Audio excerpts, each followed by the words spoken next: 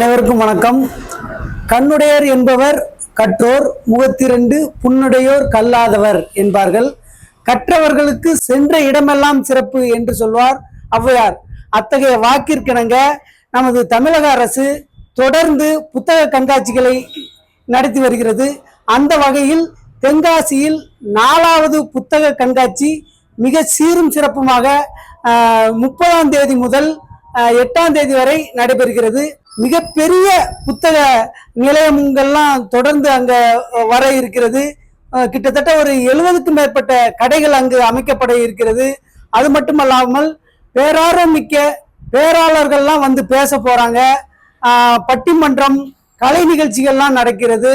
அது மட்டுமல்லாமல் அங்கு பல்வகையான நூல்கள், நூலளவே ஆகுமாம் நுண்ணறிவு என்பார் ஔவையார், இளமையில் கல் என்கிறார். அது மட்டுமல்ல, எழுத்தறிவித்தவன் இறைவனாவான்லாம் சொல்றாங்க. ஆகவே கல்வியின் அவசியத்தை நமது அந்த புத்தக கண்காட்சியில் வந்து நீங்கள் அறிந்து கொள்ளலாம். எண்ணற்ற புத்தகங்கள் இருக்கிறது.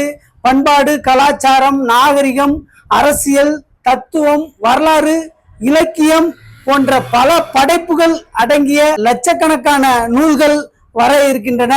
ஆகவே இதனை பயன்படுத்தும் விதமாக கல்லூரி மாணவர்கள், பள்ளி மாணவர்கள், ஆசிரியர்கள், பெற்றோர்கள், வாசகர்கள் என அனைத்து அறிஞர் பெருமக்களும் இந்த புத்தக கண்காட்சிக்கு வந்து சிறப்பிக்குமாறு அன்புடன் கேட்டுக்கொள்கிறோம். இதனையே அழைப்புதலாக ஏற்று வருகை தருமாறு அன்புடன் கேட்டுக்கொள்கிறேன். நன்றி, வணக்கம்.